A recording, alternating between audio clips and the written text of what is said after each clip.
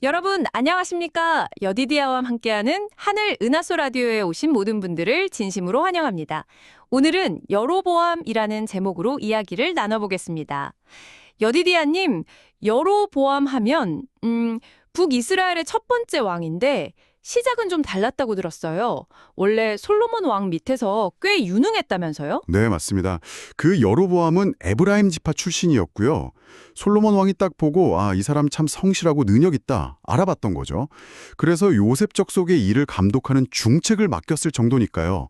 뭐랄까 판단력이나 지도력 같은 자질이 있었던 건 불면해요. 오, 정말 능력이 있었네요. 네, 그래서 나중에 그 북쪽의 열 지파 사람들이 그를 왕으로 추대하게 된 거죠. 북이스라엘의 첫 왕이 된 겁니다. 능력 있는 사람이었는데, 근데 왜 하나님 보시기에는 좀 안 좋은 길을 걷게 된 걸까요? 그 가장 큰 이유가 뭘까요? 그게 참 안타까운데요. 가장 큰 원인은 역시 두려움, 그리고 하나님을 온전히 신뢰하지 못한 거였어요. 왕이 되고 나니까 이제 백성들이 해마다 절기 때 예루살렘 성전으로 예배하러 가잖아요. 그게 마음에 걸린 거예요. 아, 예루살렘으로 가는 거요? 네. 혹시 거기 가서 남유다 왕 르호보암이죠? 그에게 마음이 다시 돌아설까 봐, 아니면 다윗 왕조에 다시 충성하게 될까 봐, 이런 어떤 정치적인 불안감이 컸던 거죠. 하나님이 왕위를 약속하셨는데도요? 그렇죠. 그 약속을 굳게 믿기보다는 당장 눈앞에 그런 현실적인 염려, 예. 거기에 더 사로잡혔던 것 같아요. 결국에는 하나님을 신뢰하기보다, 정치적인 계산, 인간적인 방법을 택한 거군요. 맞습니다. 그래서 구체적으로 어떤 조치들을 취했나요? 네. 그래서 백성들 마음을 확실히 잡으려고 아주 큰 종교적인 변화를 시도합니다. 일단 예루살렘으로 가는 길을 막아야 하니까요. 자기 영토 남쪽 끝인 베델, 그리고 북쪽 끝인 단, 여기에다가 새로운 예배 장소를 딱 만든 거예요. 아, 새로운 센터를 만든 거네요. 그렇죠.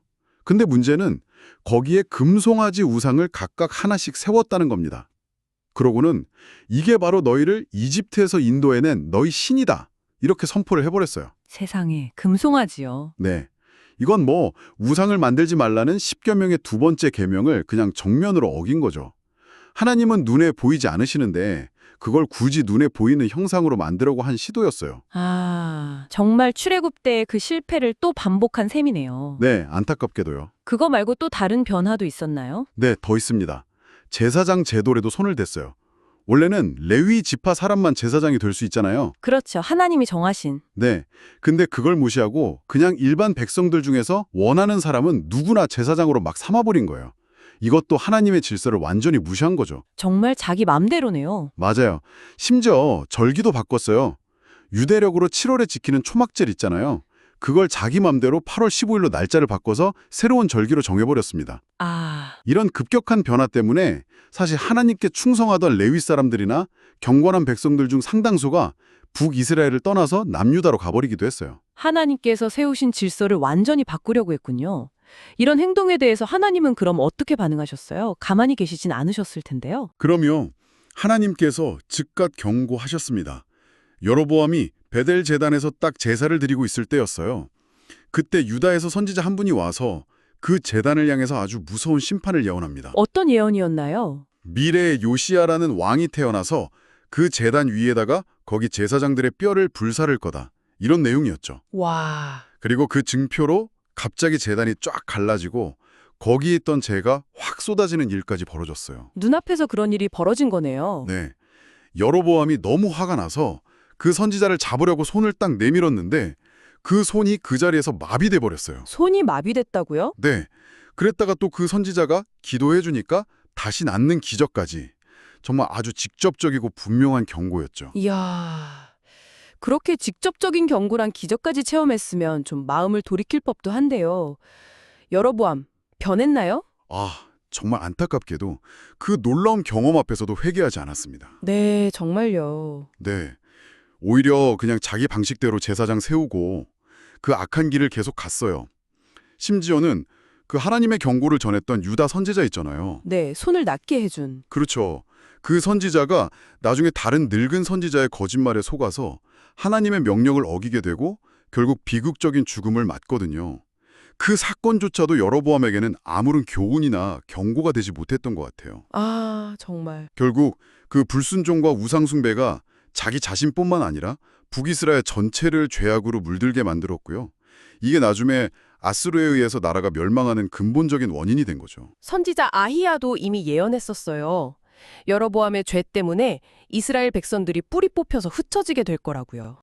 그래도 하나님께서는 이스라엘 백성을 완전히 버리신 건 아니었죠? 네, 그럼요.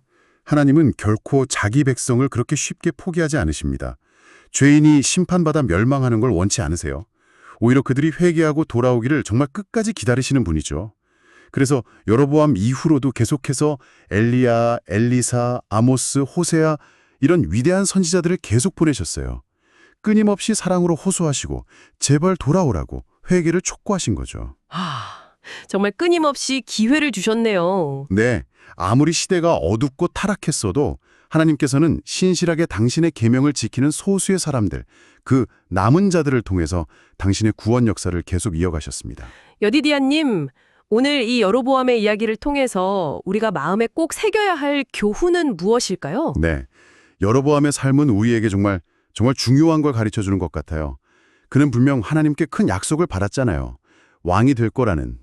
그럼에도 불구하고 당장 눈앞에 닥친 불안, 그 두려움 때문에 하나님의 명백한 뜻을 저버리고 만 거예요. 인간적인 지혜, 인간적인 방법을 의지한 거죠. 네. 그리고 그 선택이 결국은 자기 자신과 온 나라를 파멸로 이끌었습니다. 우리 삶에도 크고 작은 어려움이나 두려움이 찾아올 때가 분명히 있잖아요. 그렇죠. 누구나 있죠. 그럴 때 잠시 편하자고 혹은 세상적인 계산에 따라서 쉬운 길을 택하기보다 끝까지 하나님을 신뢰하고 그분의 말씀에 순종하는 것, 이게 얼마나 중요한지 여로보암의 실패를 통해 다시 한번 배우게 됩니다. 그리고 또 한 가지는 우리가 혹시 잘못된 길을 가고 있을지라도 하나님은 정말 오래 참고 기다리시면서 끊임없이 우리에게 돌아오라고 손짓하고 계신다는 사실이에요. 그 놀라운 하나님의 사랑과 은혜를 우리가 깊이 기억해야 합니다. 그리고 그 사랑에 감사하면서 날마다 순종의 길을 걷기로 결단하는 것, 이것이야말로 우리가 하나님께 드릴 수 있는 가장 아름다운 응답이 아닐까? 네, 그렇게 생각합니다. 여러분, 오늘의 하늘은하수 라디오 어떠셨나요? 매일매일 저녁 9시에 더 다양하고 흥미로운 주제로 여러분들을 찾아오도록 하겠습니다. 구독과 좋아요, 알림 설정은 저에게 큰 힘이 됩니다. 내일 다시 만나요. 안녕!